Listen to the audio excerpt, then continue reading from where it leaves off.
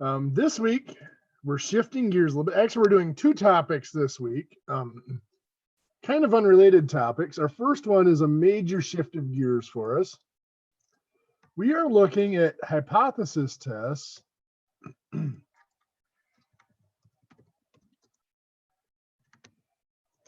for categorical data.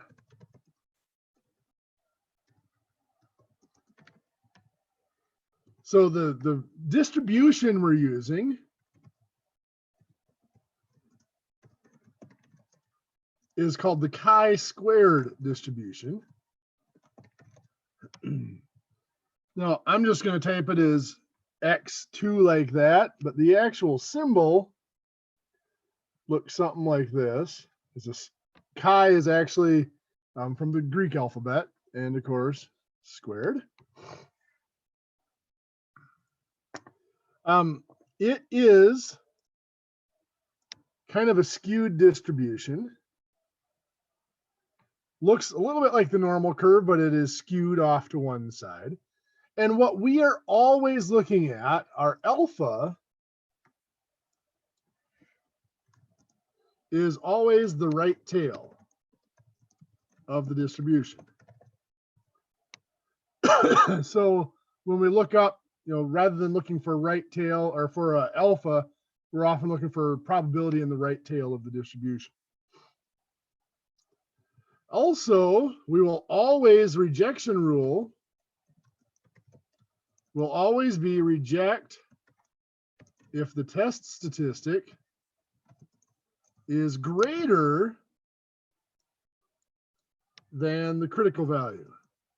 Oops.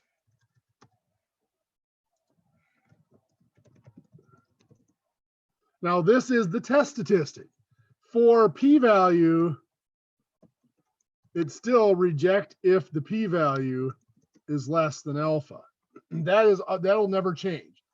So if we're using a p-value, that's always our rejection rule. But we don't have to worry about right tail, left tail. These are always going to be a right-tailed test for chi-squared. So we have three types of tests. The first one we're going to look at is a single variable, and it's called the goodness of fit test.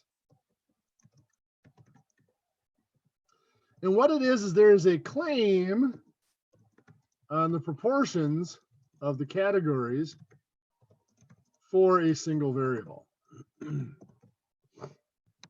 So somebody has claimed that these are the proportions for the different categories broken down within this variable. And we're testing to see if that is true. So our null hypothesis is always that those proportions are true, that P1 equals the hypothesized proportion for it, and P2 equals the hypothesized proportion for the second one, and however many categories there are on down the line. And HA, of course, is going to be that at least, come on, one proportion is different. And it's implied that we're saying from what is stated in the null hypothesis.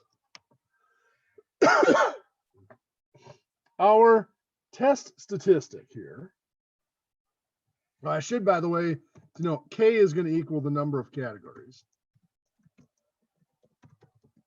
within the variable. Our test statistic. For all of our chi-squared tests, the test statistic looks like this. It is the observed value minus what would be the expected value if we assumed that they were what was claimed, squared, then divided by that expected value again. Now that's done for the first category, then we do it for the second category, and on down the line. For every category, we add those all together. So each category has its contribution to our test statistic. Let's take a look at an example here.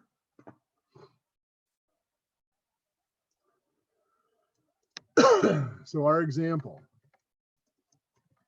Sugar Rush Candy Company is producing a new candy. And they are claiming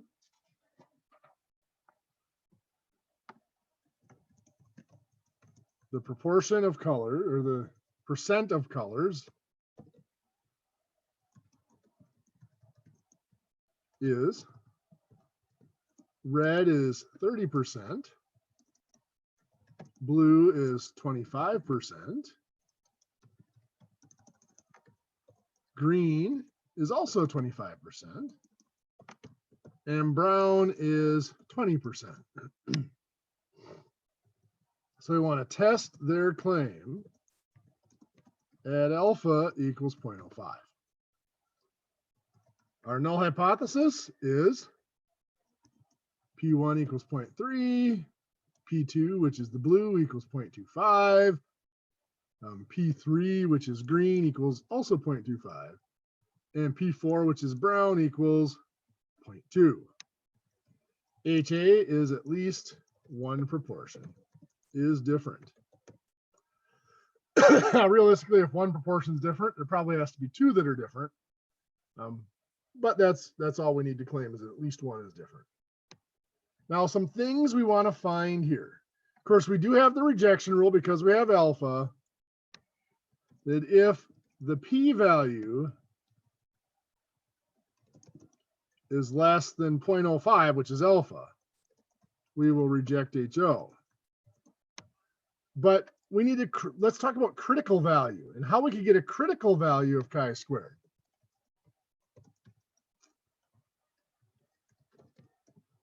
Well, there's a table in, I believe it's table 8 in the appendix of your book.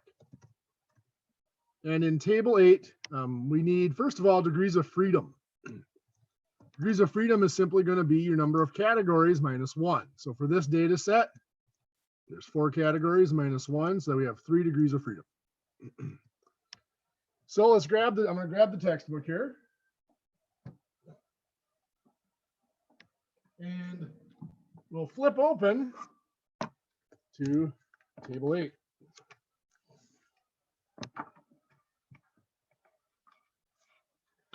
So table 8 is the upper tail areas for chi-squared.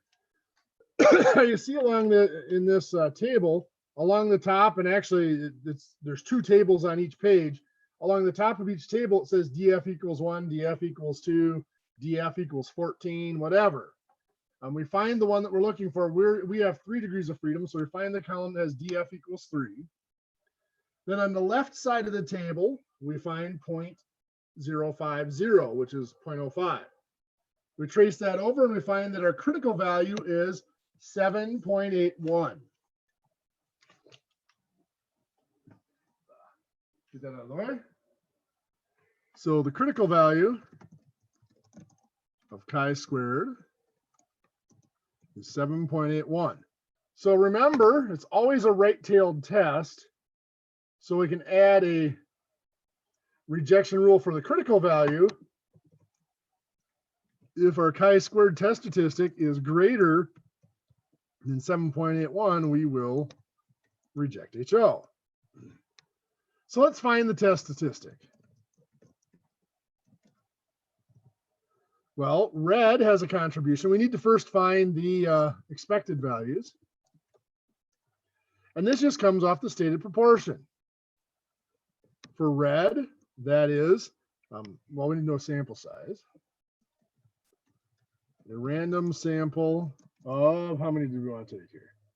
Of 200 candies is taken. So producing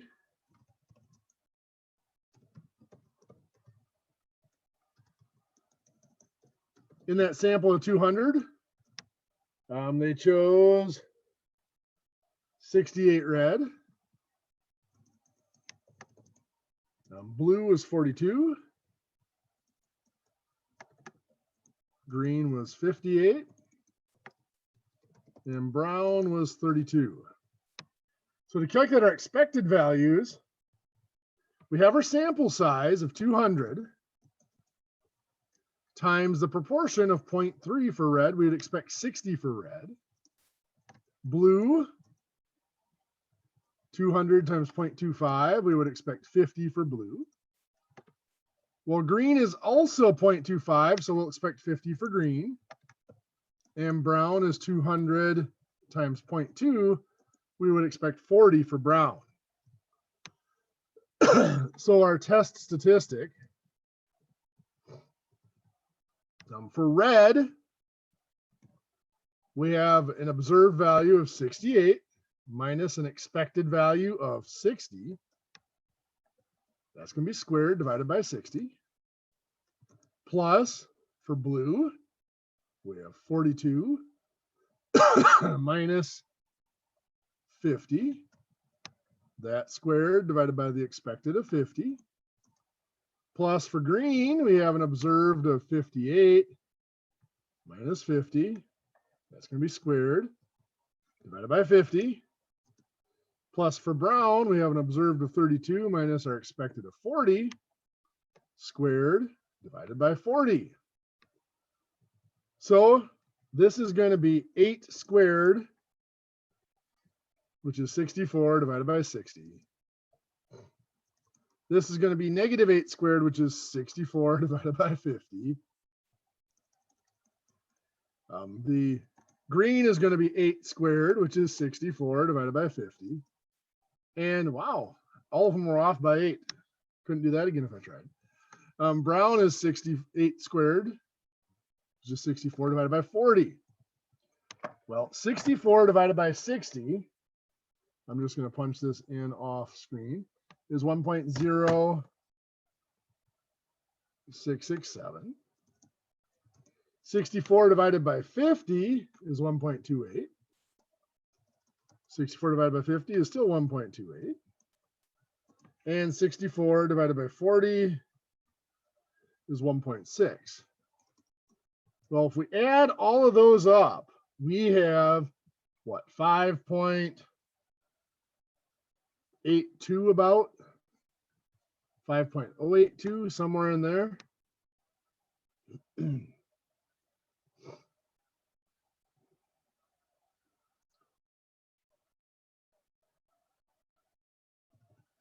I'm off by a little bit there. What do we have?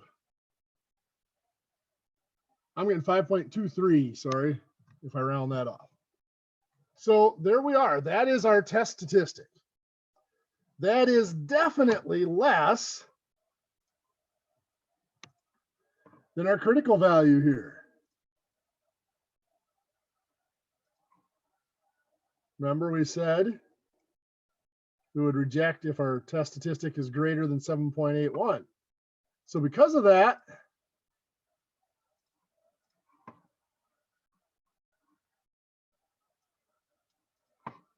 since our test statistic chi-squared of 5.23 is less than the critical value of 7.81, we fail to reject the null hypothesis. Now, the p-value is a little bit trickier to find. We can use the calculator, but there's some exercises in the book that want you to use the table. So let's take a look back in the table. We're still looking under the 3 degrees of freedom, but now in that column, we're looking for where 5.23 would be. Well, 5.23, the numbers get smaller as you go to the top of that column. The top number in that column is 6.25. Well, 5.23 is even smaller than that. So it says anything smaller than 6.25, all we can say is that the probability, the p-value is greater than 0.1. The way you would use this table is you look in that column of values and you find the 2 values that our test statistic is between. And then we look over at the alpha for those 2 values, the right tail area for those 2 values. And those 2 numbers are the 2 probabilities that our p-value is between. Kind of clunky. Our calculator can do it better. But like I said, there are some exercises that require you to say it's between these 2 values in the table. But let's go to the calculator and I'll show you how this works.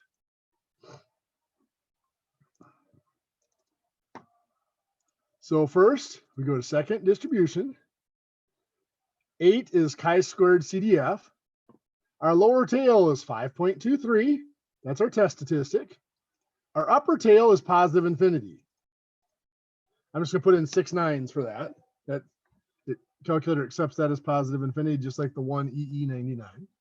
Degrees of freedom. We had 4 categories, so 4 minus 1 is 3 degrees of freedom. And we paste. Note 1.56, which is larger than 0.156, I should say, which is larger than 0.10. So our p-value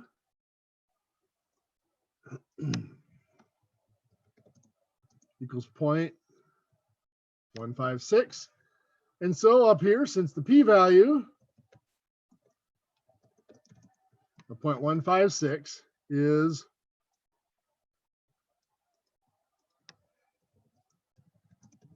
not less than alpha of 0.05, we fail to reject HO again. So just same conclusion as before, just stated a different way. Now, this can all be done on the graphing calculator a lot quicker. Now, this is what the procedure I'm going to do right now is only for the goodness for fit test. For the other 2 types of chi-squared tests, there's a different procedure. But let's do this particular example. So what we're going to do for the goodness of fit test, we go to stat, and then in the edit menu, we select edit, which is going to take us to our lists. In list 1, we enter our observed values. Now they're already in there. 68 for red, 42 for blue, 58 green, 32 for brown. We do still have to calculate our own expected values. So we found 60 for red, 50 for blue and green, and 40 for brown. So we got the expected values in list 2. It's important that you remember which order they're in. So now we hit second quit to get out of the list. Now we go to stat, tests, and we arrow. I'm going to arrow off the top of the screen so I can come up from the bottom because it's shorter that way. You see option C is chi-squared test. Option D is chi-squared GOF. That's goodness of fit. That's the one we want. If you're using a TI-83, this is a function you don't have. You don't have goodness of fit. You just have the chi-squared test. If you don't have the GOF, the specific GOF function, you can't do this test on your calculator. So I'm going to select the GOF function. My observed values are in L1. My expected are in L2. Now, if they're different and I need to change them, I just hit second and 2, puts in L2. Degrees of freedom are 3, so hit calculate. And there's our test statistic that we calculated, 5.23. Our p-value, 0.156, just like we got. A lot quicker on the calculator. The only thing the calculator doesn't give us is the critical value.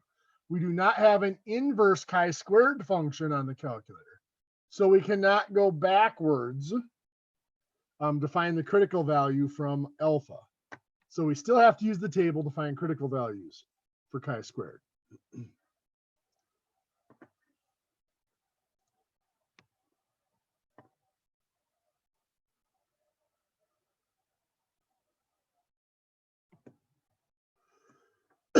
So you found that p-value is less than alpha, but then selecting the option in the drop-down list, it's marking incorrect. Okay. You'll have to send me which problem that was, Patrick, and I'll have to take a look at it. I'll let you know what's going on there. Yes, I am feeling better, by the way.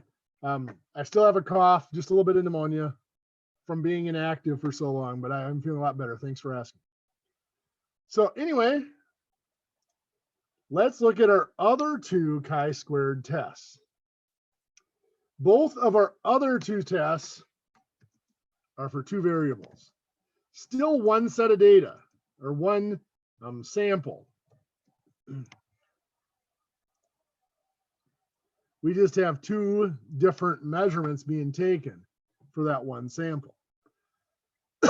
Now, so we have, normally what we'll use here is what this textbook calls a two-way table. Some textbooks refer to it as a contingency table. And all it is we have one variable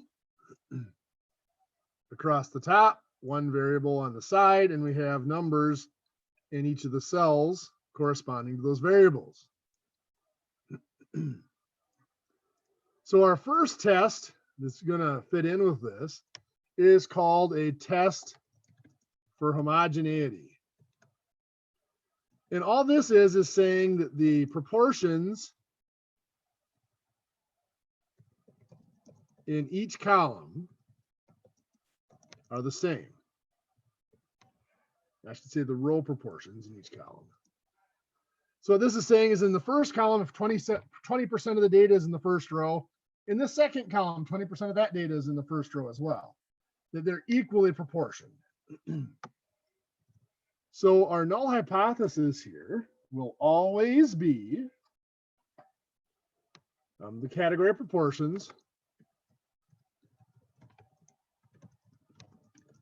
are the same for each treatment or population, if that's the case. Because it is possible we have separate populations as our column headings, or we have just different treatments, the same population, but different characteristics that we divide them up by. Our alternative hypothesis is the category of proportions are not the same for each treatment or population. Oops, we got a question popping up here. Let's see what it is.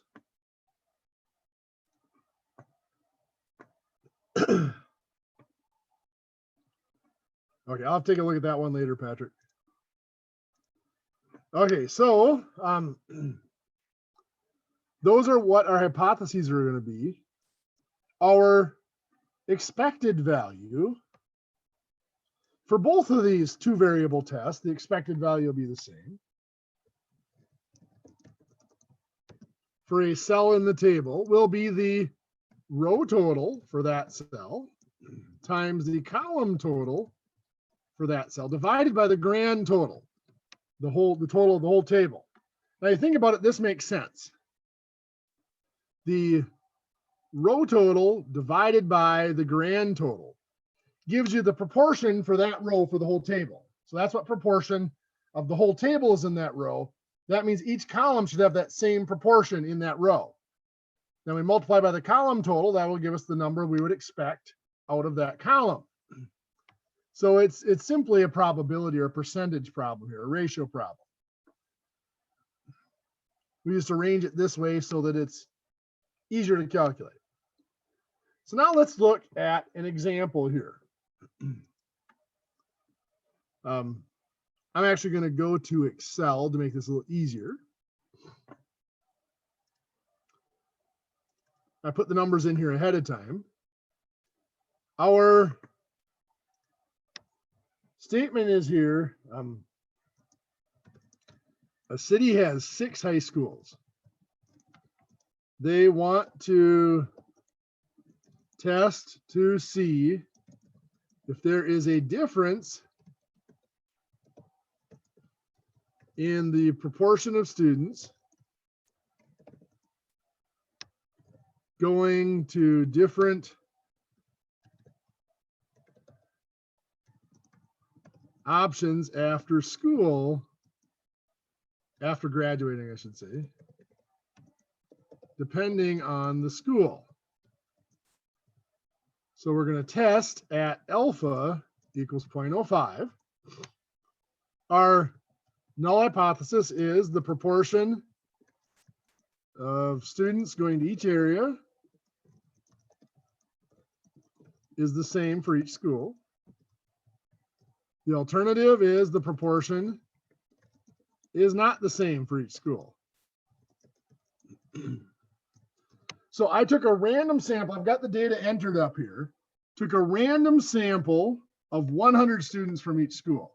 So I'm going to do my column total here for each school. And you can see each school is 100 students.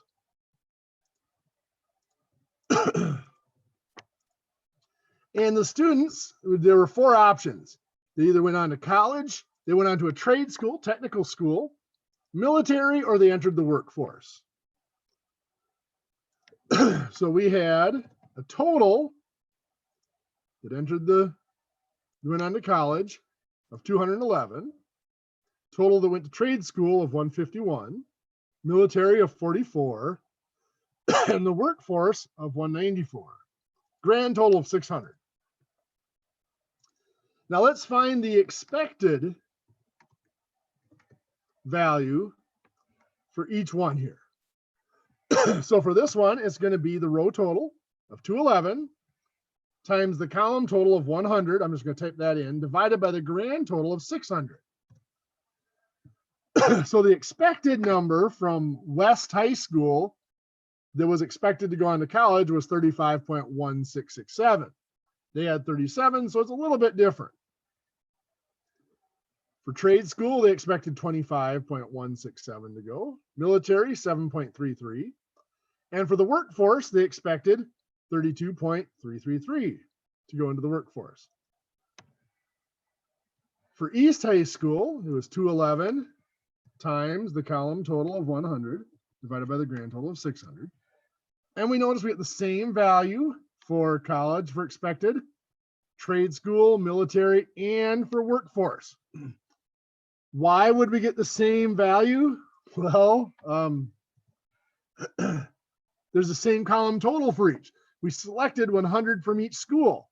So these values are actually going to be the same for each of these. I put in my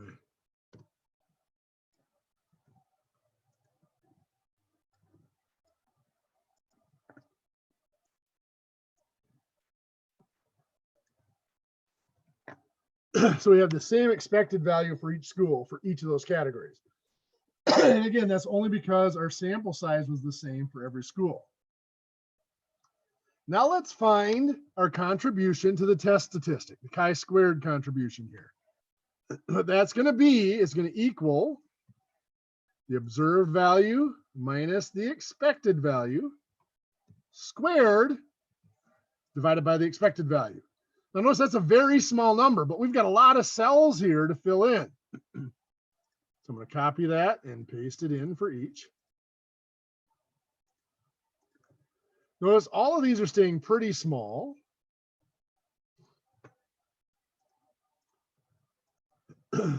That one, 1.83 there for South. I'm going to the military. That's a pretty big contribution. Oops, what happened there?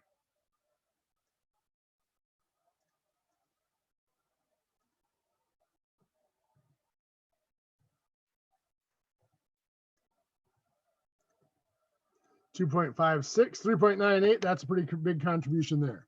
So what I'm going to do is I have to add all those up. Now I'm going to add them all up. I can't add them all up at once here in Excel, so I'm going to add up this row of them.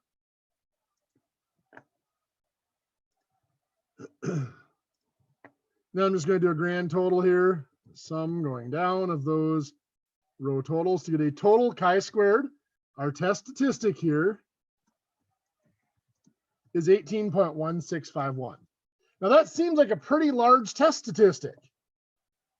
However, we haven't done our critical value yet. I did the test statistic first here on purpose because we would think a test statistic of 18.16, we would think we're going to reject. But let's do our critical value. First, we need our degrees of freedom. The degrees of freedom are going to be the number of rows minus 1 times the number of columns minus 1. Well, here we have 4 rows and 6 columns. So that's 3 times 5, or 15 degrees of freedom. We tested at alpha equals 0.05. So let's go back to our table.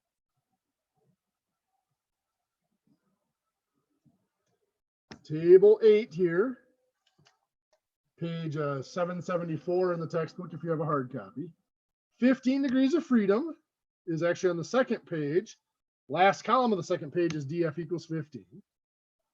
down to 0.05 for our right-tailed area. That's our alpha. We follow it over. Our critical value is 24.99.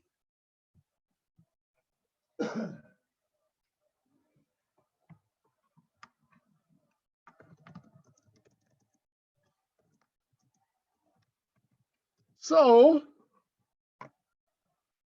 because since our chi-squared of 18.17, we'll round it to, is not greater than the critical value, come on, of 24.99, we fail to reject HO, the null hypothesis. Now, once again, this whole test could be done in the calculator. I used Excel because there would have been 24 of these calculations, observed minus expected squared divided by expected. That would have taken a long time to do by hand. Excel sped it up. The calculator can speed it up even more. Really, the only issue on the calculator is entering the data. It's a little slow to enter the data, but we'll do that here. Anyway, for the two variables, a contingency table, the way we enter that two-way table into the calculator is in a matrix. So we do second matrix. Then we're going to arrow over to the edit menu, and we're going to select matrix A out of that menu. Now our two-way table had 4 rows, so it's always rows first, and 6 columns. So we put in 4 by 6. And it gives us that table. Now we have to enter our data. For college, we had 37, 36, 31, 24, 36, and 47. Trade school, 21, 27, 28, 32, 23, and 20. Military, 6, 7, 9, 11, 8, and 3. And workforce, 36, 30, 32, 33, 33, and 30. So we have entered all of those values into the matrix. So do second quit to get out of that matrix. Now we need a matrix of the expected value. So do second matrix again. Go over to edit. Now we're going to select matrix B. This matrix also has to be 4 rows and 6 columns. But here's what I'm going to do. I'm going to enter all zeros in it.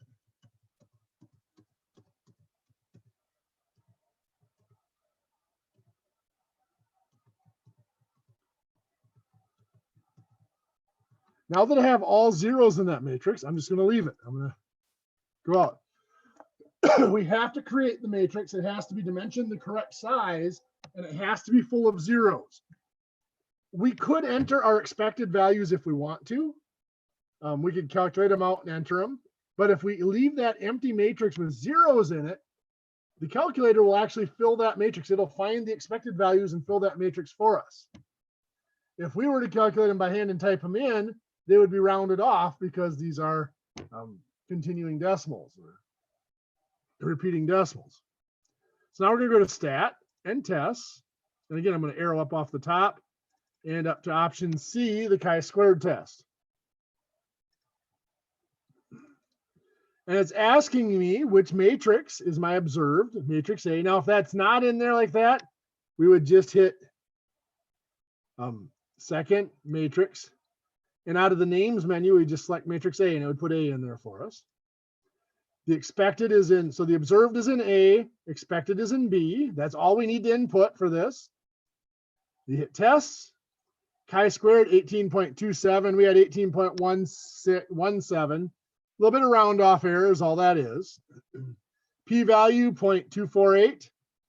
We didn't calculate the p-value.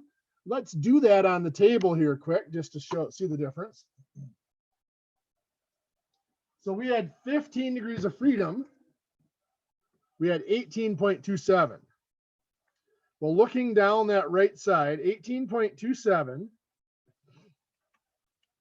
Well, it's actually less than 22.3, so our p-value is going to be greater than 0.1.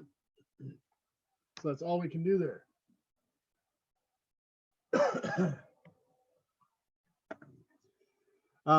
So our p-value 0.248.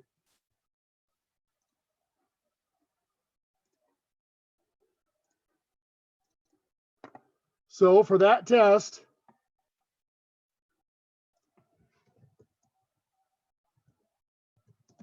since the p-value of 0.248 is not less than alpha of 0.05, we fail to reject the null hypothesis. You know, just like we did with the critical value there. So that is the test for homogeneity. Again, the technology helps us here. Doing that by hand is tedious, very tedious. Let's take a look now at our last type of chi-squared test.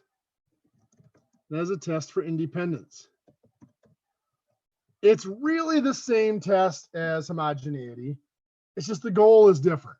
What we're looking at here is we want to see if the variable along the column headings is independent of the variable along the row headings. Well, if the data is homogeneous, if we fail to reject the null hypothesis in the test for homogeneity, we will also fail to reject the null hypothesis in the test for independence. The difference is what our hypotheses are. The null hypothesis in the test for independence is the column categories or variables and the row categories or variables are independent of each other. HA is they are not independent. There is some sort of correlation or relationship between them. We'll talk about correlation next week. So let's take a look at a set of data here. We are going to just do this one on the calculator. So let me give you a company wants to see if the department employees work in affects how they use their paid time off.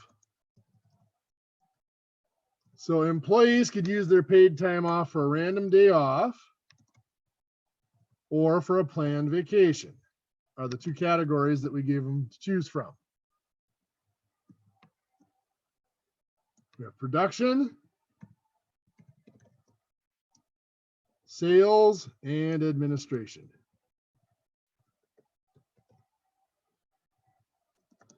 Well, for random days off, of our sample production, 49 people said they used their time for random days off. For sales, 8 people chose that. In administration, it was 27. For a planned vacation, 52 in production said they used their time for planned vacations. Sales, there was 13 that said they used their time for planned vacations. And administration, it was 51. So we're going to test at alpha equals 0.05 again, just we'll stay consistent here. Our null hypothesis and our alternative hypotheses are just these up here. In this case, it's the department worked in is independent of how they use vacation time or PTO. And the alternative is they're not independent. Critical value. Well, let's find our degrees of freedom. We have 2 rows, so it's 2 minus 1, times 3 columns, so it's 3 minus 1, equals 1 times 2, or only 2 degrees of freedom. So our critical value, if we go to the table,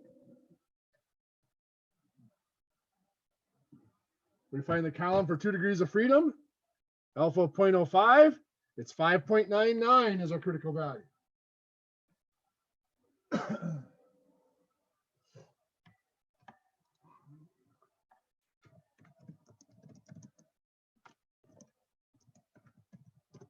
So the critical value of chi-squared is 5.99. So that means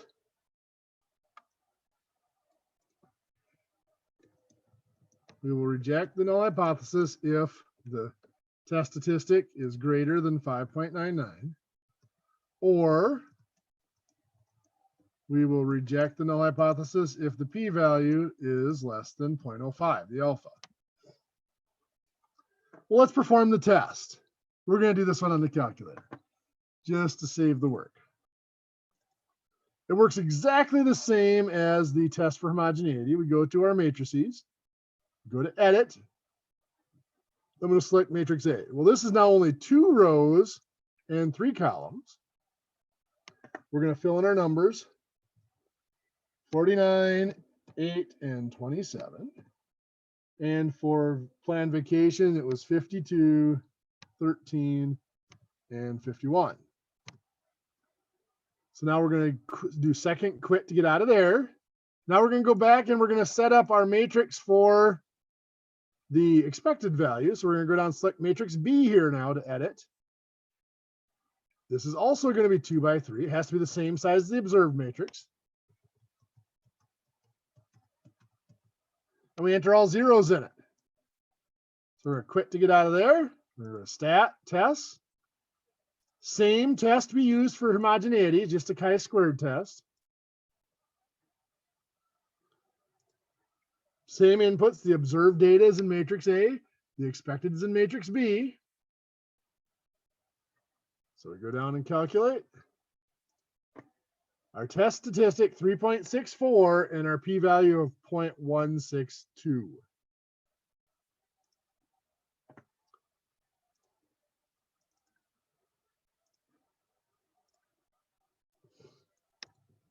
So chi-squared of 3.64, p-value of 0.162. Well, since chi-squared of 3.64 is not greater than the critical value of 5.99, we fail to reject the null hypothesis. We can say the same thing about the p-value. Since the p-value is not less than alpha, we fail to reject. So that means there is not sufficient evidence. There's not sufficient evidence to claim that the variables are not independent. Kind of a double negative there, but yes, we can't claim that they're not independent. We're not saying we didn't prove that they were independent. We just failed to show that they were not independent. So that is chi-squared testing. So now our second topic for this week, we shift gears again quite a bit. It's called Anova Testing. The full name is Analysis of Variance. And we are back to numerical data. What Anova Testing does is it tests to see if the means of more than 2 samples are approximate. I should say more than 2 populations are approximately the same. Obviously, we're going to use more than 2 samples because we'll use a sample from each population. Assumptions that have to be made here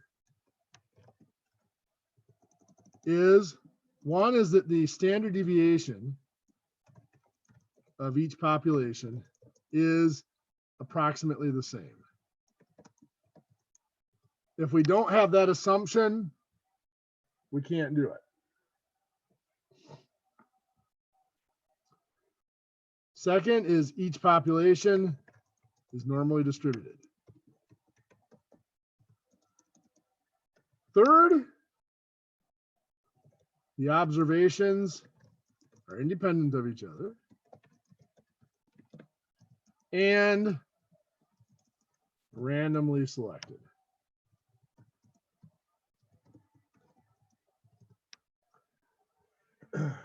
We have that random selection requirement, by the way, for all of our chi-squared tests as well, even though I didn't mention that in those. So anyway, Anova, there's two ways to do Anova. If we have the list of responses from each sample, then we can use the calculator or Minitab. If we don't have all of the responses, we can't use the calculator or Minitab. It does not work off, those do not work off summary statistics for the Anova testing. If we only have summary statistics, then we have to use our formula. I'm going to go to a different page for this. So using summary statistics. So U1 is the mean of sample or population 1. X bar 1 is the mean of sample 1. So we'll have U2, U3, X bar 2, X bar 3, depending on how many different populations, how many different sets we have. N, capital N, is N1 plus N2 plus however many samples we have. It's the sample size of each sample added up. In other words, total number of items that have been selected here between all of the samples. T is the grand total. That means that the total of all the individual observations. Now, if we don't have those lists, we can't just add them up, but we can still find them by doing the number of items in sample 1 times the mean of sample 1. That would give us the total for sample 1. Number of items in sample 2 times the mean for sample 2. And again, for every sample, we add those up. That'll give us that total of all the observations. Then there's something called the grand mean, which is the mean of all the observations. And that's going to be found by taking the grand total divided by the total number of observations. The symbol for the grand mean, by the way, is X with 2 bars over it. I don't have the ability to type that. So for speed, I'm just going to call it X bar bar. They call it X bar. That's what it's called, is X bar bar or X double bar. So to find our test statistic, we have 2 categories we look at. We look at the treatments. This is sometimes referred to as the between. So for our treatments, we're calculating a value called the sum of square errors for the treatments. This value is sum of square errors for the treatments, SSTR. Looks like that. This is found by taking the size of sample 1 times X bar 1 minus, I'm just going to use GM for the grand mean rather than X bar bar, because that'll get too confusing. And that difference is squared, plus the number of items in sample 2 times X bar 2 is the mean of sample 2 minus the grand mean. And that's squared. Plus, we do this for every sample and add them up. That is the sum of the square errors for the treatments. This is kind of like doing a weighted standard deviation. It's the distance of each mean from the grand mean and then weighted by the size of its sample, squared so that it's all positive. The degrees of freedom is the number of categories, number of data sets minus 1. So there's something called the mean sum, mean square errors for the treatments, which is just going to be the sum of the square errors for the treatments divided by that degrees of freedom, k minus 1. So that's what's called the numerator of the test statistic. In the textbook, they refer to that as DF1, the degrees of freedom for 1. Most textbooks call it the degrees of freedom in the numerator. That's the k minus 1. Now for the errors, we have the sum of square errors total, SSE. This is combining the variances or the standard deviations for each data set. It is the degrees of freedom in sample 1. So the sample size of 1 minus 1 times the standard deviation of sample 1 squared plus the size of sample 2 minus 1 times standard deviation of sample 2 squared. And again, we add this up for each of the samples. Our degrees of freedom here for the errors is n, our total number of observations, minus k, the number of different samples we've taken. So then we have something called the mean square errors, the MSE,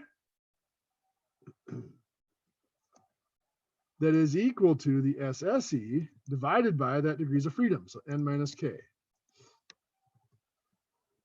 So finally, the test statistic. F is equal to the MSTR divided by the MSE. That's our test statistic. Now, this is actually usually laid out in a table. We have degrees of freedom, sum of squares, the mean, and then F. And then over here, you'll have your treatments, your errors. And so this is going to be your K minus 1. This is your SSTR. This is your MSTR. This is your F statistic here. Your errors will be your N minus K for your degrees of freedom, SSE and MSE. And that line is blank under the F statistic. And that this data is just all filled into a little table like this. And we'll see that table pop up when we look at Minitab here in a little bit. So let's do an example of this. I am going to go to Excel for this example again, just because there's a lot of calculation and, well, we'll let the technology help us speed it along. So what we're looking at here is a university wants to test to see if there is a difference in the mean ACT score of incoming students in different schools of the university. So they selected random samples. Or a random sample of students was selected and gives these results. So our sample size, our mean ACT score, and our standard deviation of the ACT score. So I'm going to move this over. And our schools are the School of Engineering, School of Business, and Liberal Arts.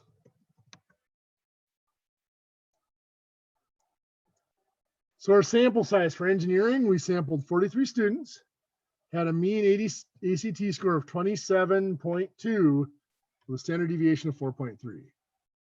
School of Business, we had 61 students, a mean ACT score of 24.8, standard deviation of 3.8. For liberal arts, our sample contained 88 students from liberal arts with a mean ACT score of 23.1, standard deviation of 4.4. So our null hypothesis is always going to be that mu1 equals mu2 equals mu3. There's only 3 of them here. The alternative will always be at least one mean is different. So let's find, let's test this at alpha equals 0.05. Our degrees of freedom, our treatment's degrees of freedom is, of course, k minus 1, which is 3 minus 1, which is 2. For our errors, the degrees of freedom is n minus k. Well, n here is, what is that, 192 it looks like? Minus 3 categories, so that's 189. I'm going to confirm that n here quick. I'm going to do a sum. Oops.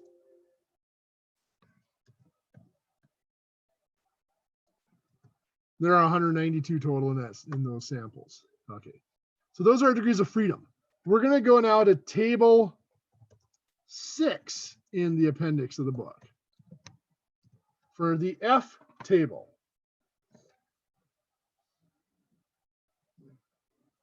So we flip back to table 6, our F distribution. We look on top for 2 degrees of freedom. And on the left side, we notice it doesn't have 189. It jumps from 120 to 240. We go to the lower value because that's going to give us a larger critical value, make it harder to reject the null hypothesis. That's what we want. So we're going to go down, we're going to go with the 120 instead of the 240, since 189 is in between there. So 120 and 2 at 0.05 for alpha, we get 3.07 is our critical value.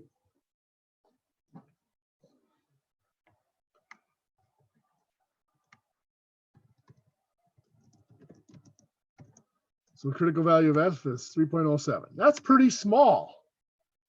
Well, let's see what we get here. So our SSTR is going to equal the size of the sample. Well, first we got to find our grand mean here. So we found this was N.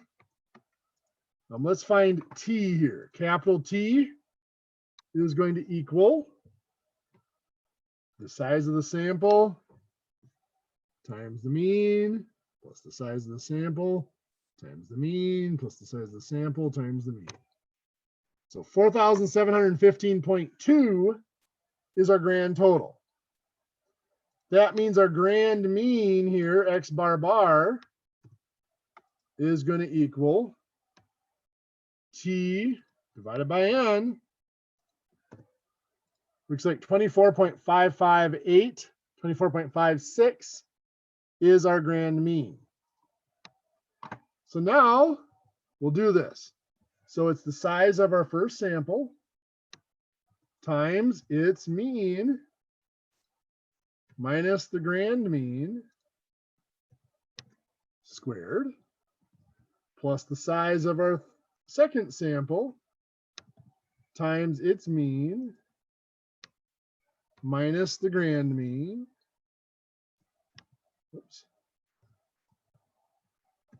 squared, plus the size of our third sample times its mean minus the grand mean squared. So that comes up to 490.78. Well, our degrees of freedom, we already found that to be 2. 3 samples minus 1 is 2. So the MSTR is the SSTR divided by the degrees of freedom. So 245.393. So look at the SSE, the sum of the squares for the errors. This equals the size of sample 1 minus 1 times the standard deviation of sample 1 squared plus the size of sample 2 minus 1 times the standard deviation of sample 2 squared plus the size of sample 3 minus 1 times standard deviation of sample 3 squared. 3,327.3. Our degrees of freedom for this, we already calculated, is 189.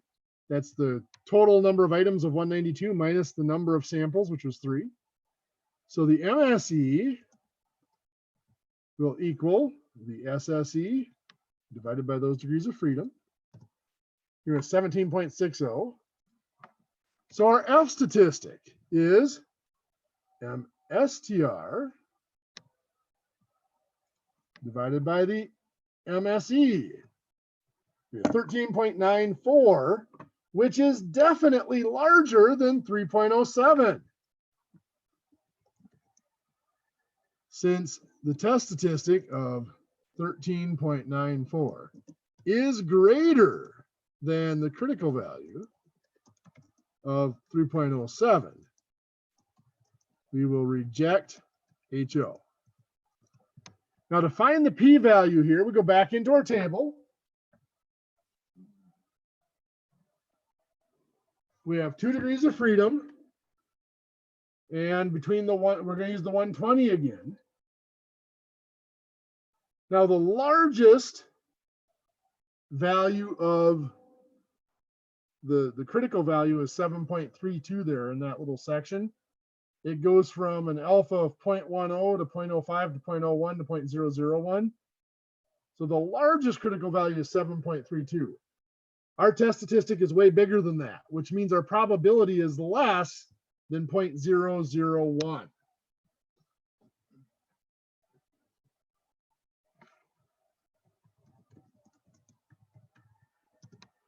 So that's all we can say about our p-value off the table.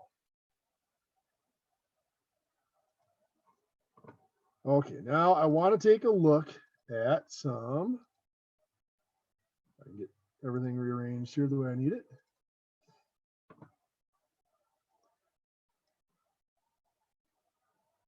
We're going to do some Minitab exercises here.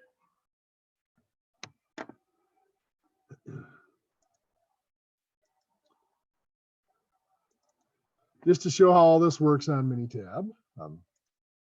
This stuff, I think the calculator does it as well as any. So we are going to select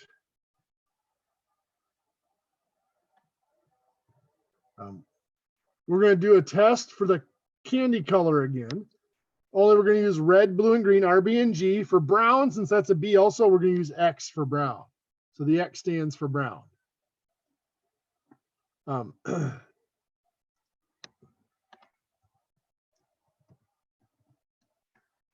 on. This helps if I get my fingers in the right spot of the keyboard. Now, for our categories, we have to list them out alphabetical order for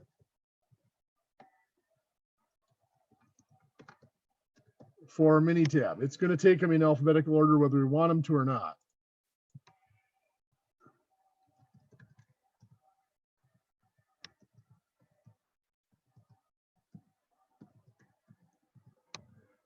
So I'm listing out my proportions here in a table as well. So we're going to go now to stat tables, because remember this data is analyzed in a two-way table. We're doing a goodness of fit test here to see if these fit our stated proportions. So this comes up. We're going to do category data. Observed counts, we could actually do a table here, and I'll show you that in a minute. Our category data is in color. I could select equal proportions, which means they should all have the same percentage. Don't want that. Specified proportions is kind of a pain. I'm going to do historical counts, and I'm just going to do input constants. Well, let's do this. We'll do input column. I'll show you that it works. That'll be the proportion column. But again, it only works because I had those in alphabetical order. Blue, green, red, X for brown. And we will get a chi-squared statistic of 1.71, p-value of 0.6. So that's saying we did not come anywhere close to rejecting. Our null hypothesis was that those were the correct proportions, and we have no evidence to refute that. Now, I could have a table set up like this. I'm going to color to and frequency. So my colors here are blue, green, red, and brown. Frequencies, now of course this is not the same data I had listed over there. 88 for blue, 111 for green, 134 for red, 67 for brown. Then we'll go back to stat, tables, goodness of fit, and we can do the observed counts here. If we click here, the observed counts are in the frequency. That's the number of each. Then we're going to do the title for each. That's the color 2. We put our input column as we're going to leave it the same. That's correct. So hit OK. Here we get a smaller p-value, but still not small enough at an alpha of 0.05. We would still not reject. So that's how we could do the goodness of fit test with Minitab. Now let's take a look at Minitab's test for independence. Minitab calls it a test for association. If they're not independent, they're associated.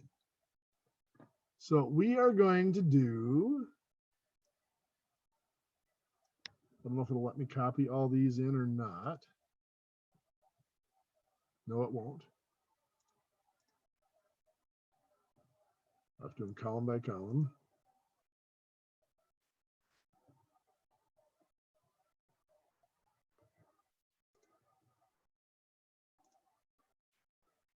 So the university wants to check to see if the distribution of grades by gender is, if the distribution of grades is independent of gender for a certain course. So this table here is, we have random sample of students, male and female, and their grades in that course.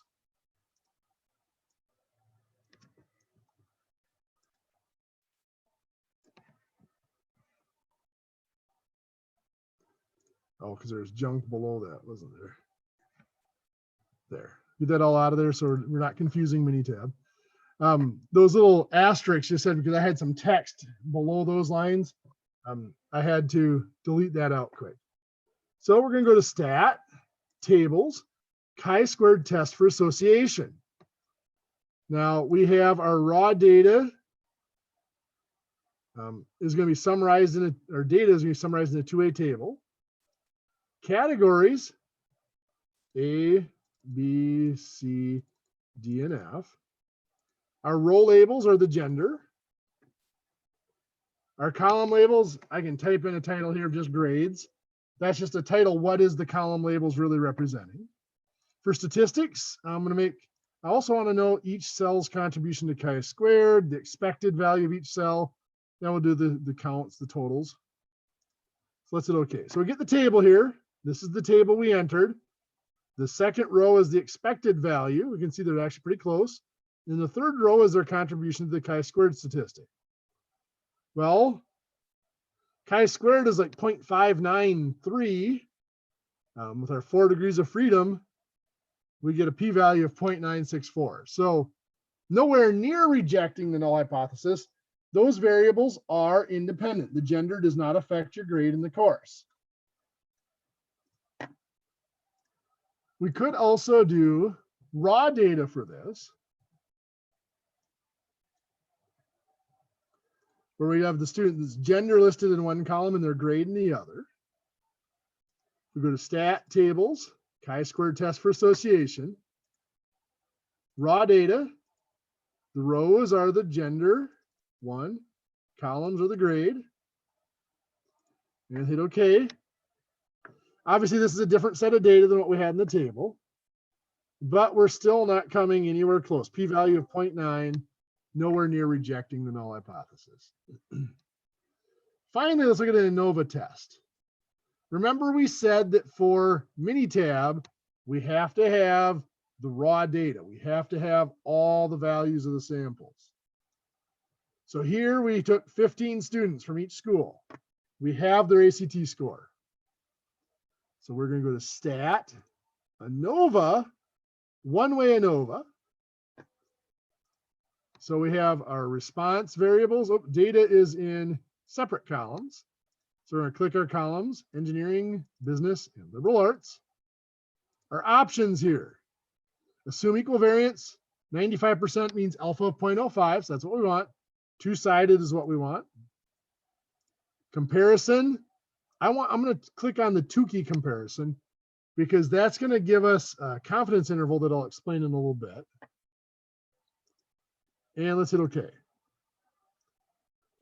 So here it gives us that Anova table I was telling you about. This is the MSTR and the the SSTR and the MSTR.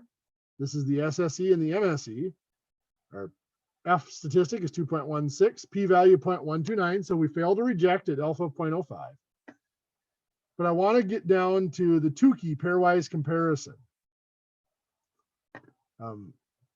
These are the 95% Tuki confidence intervals.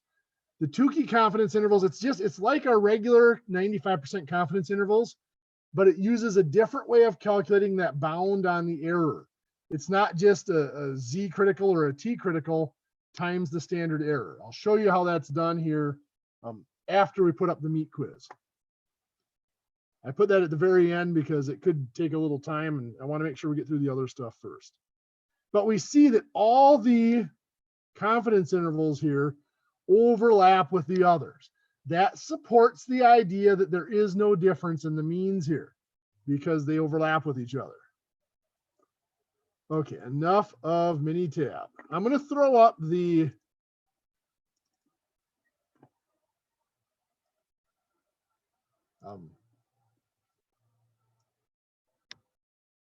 meat quiz here quick.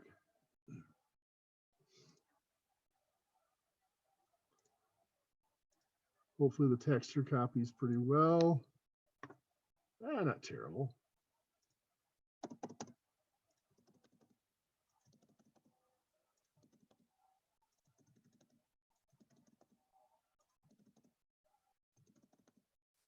A little bit of formatting here quick.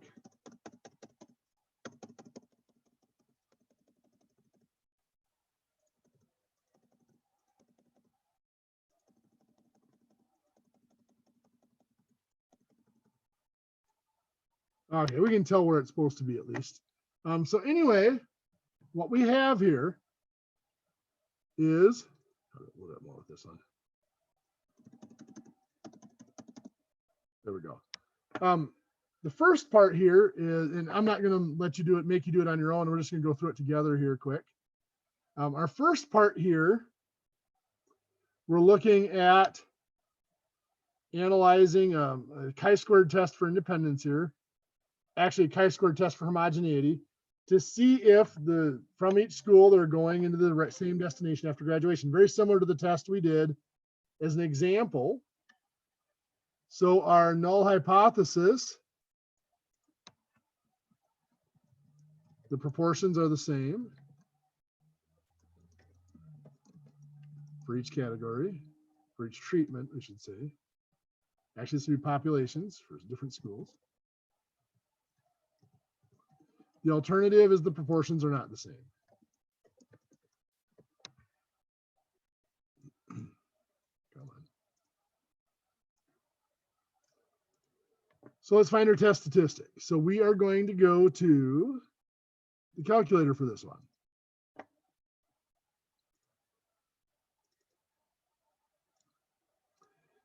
This is a two-way test. We have a two-way table, so we're going to go to our matrix. Go to Edit Matrix A. This is going to be 3 by 3, 3 rows, 3 columns. So we put in 18, 21, and 4,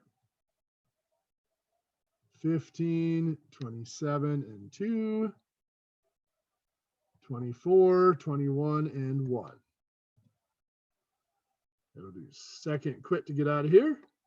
We go back in the matrix, to create our expected value matrix, and we'll fill it with zeros. And it's done.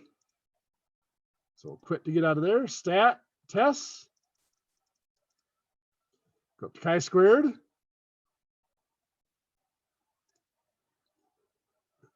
Enter. Our values are in the right place.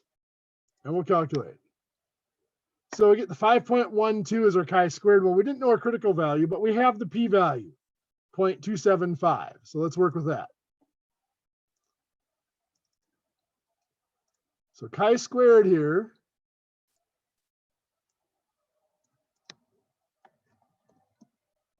is, what was that value? 5.12. The p-value was 0.275. Since the p-value is not less than alpha of 0.05, we fail to reject HL. There is no difference between the schools, is what that's saying. The proportions are the same for each school. Now, the next one here,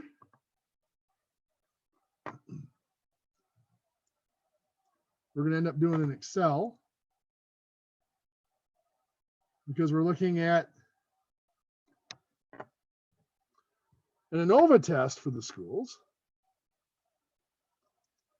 So let's go over to Excel.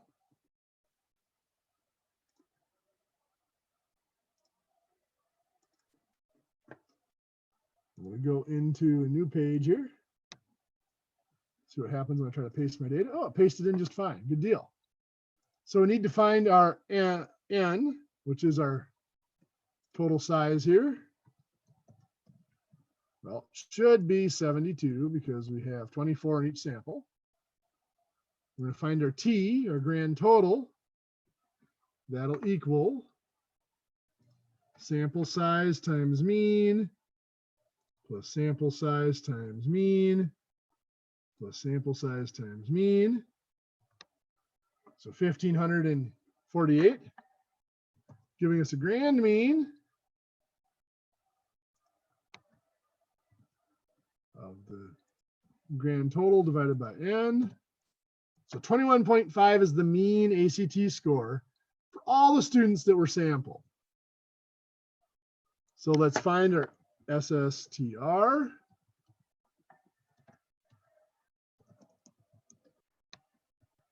It equals size of the sample times, the mean of that sample minus the grand mean squared plus the size of the sample times the mean of the sample minus the grand mean squared plus the size of sample 3 times the mean of sample 3 minus the grand mean.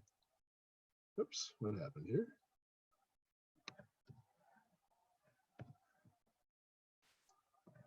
Squared. So we get 32.16. Our degrees of freedom here, well, there's 3 samples, so 3 minus 1 would be 2 degrees of freedom. So we get our MSTR, our mean square treatments.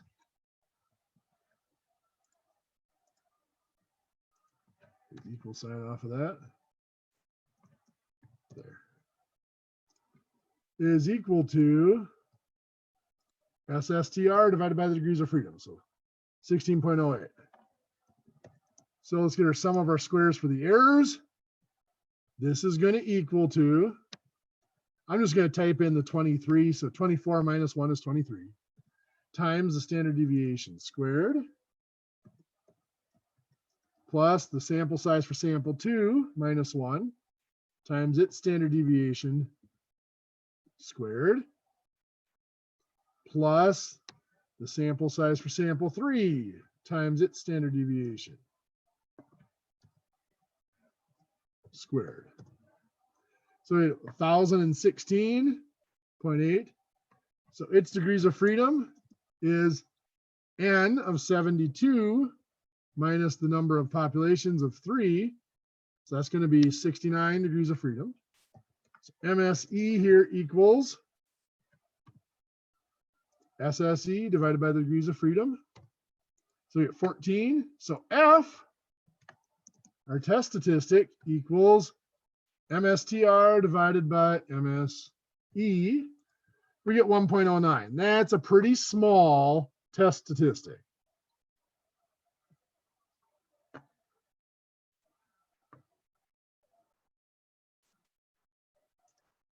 So F is 1.09.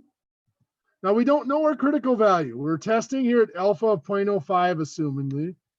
We had 2 degrees of freedom. 2 and 69.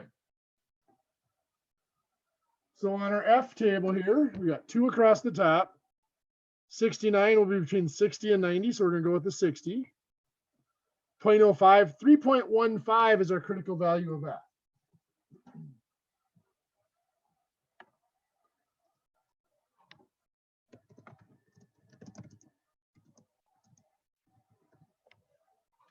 So because our test statistic is not greater than the critical value, we fail to reject HO.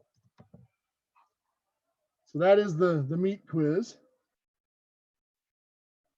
Now I want to talk about Tuki Kramer analysis. We have a few minutes left. We're running really short, I know.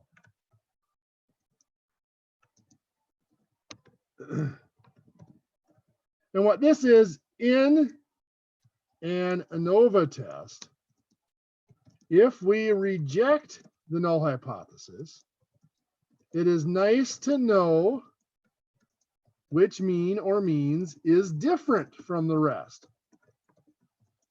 And that's that confidence intervals. If the confidence intervals overlap, we know that they're not different. And Minitab does it as an individual confidence interval for each mean. But the easier, the way the textbook does it is it does it pairwise between the means. So we have x bar 1 minus, to compare, let's do this. If we're going to compare sample 1 and sample 2, the point estimate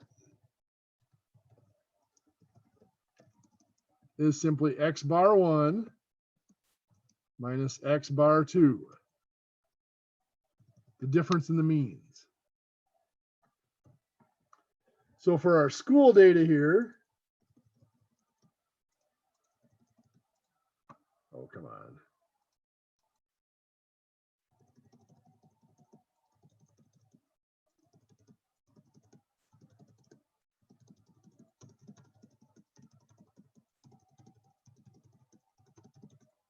That's readable, at least there.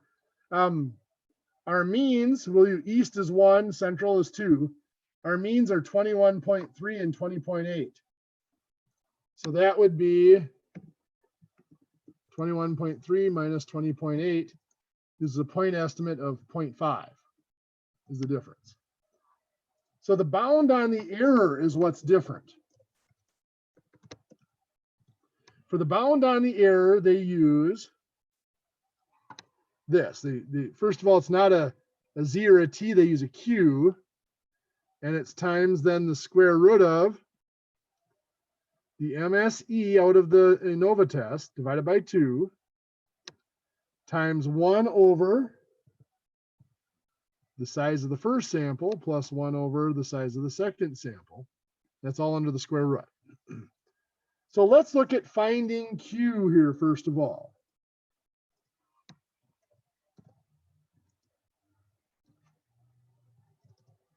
So to find Q, well, here we have 24 and 24.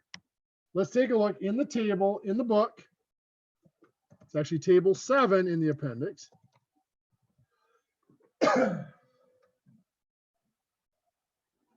We have the number of populations, which is 3. So that's going to be the column labeled 3. Then on the left side, we have the error degree of freedom. Remember, the error degree of freedom is capital N minus K. So here that's 72. That's the total number of observations minus 3 populations. That's 69 error degrees of freedom. So it doesn't have 69. We have 60 and 120. So we're going to use the 60. At 95%, we have 3.4 is our Q.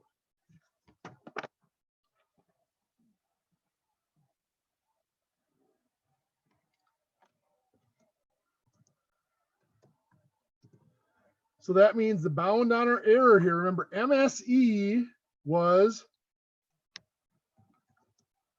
14.7, I said around 14.74.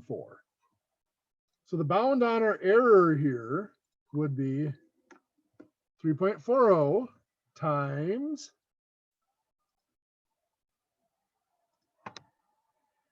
the square root of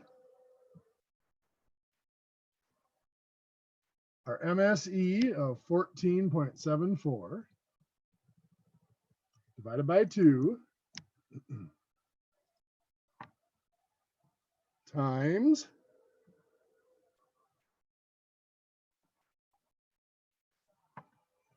one over 24 is the size of sample 1 plus 1 over 24 is the size of sample 2. And we would calculate that out. That would give us our bound on the error. So our confidence interval would be that difference of 0.05 plus and minus that bound on the error. So that would give us a lower value and an upper value. If that's our confidence interval. If this interval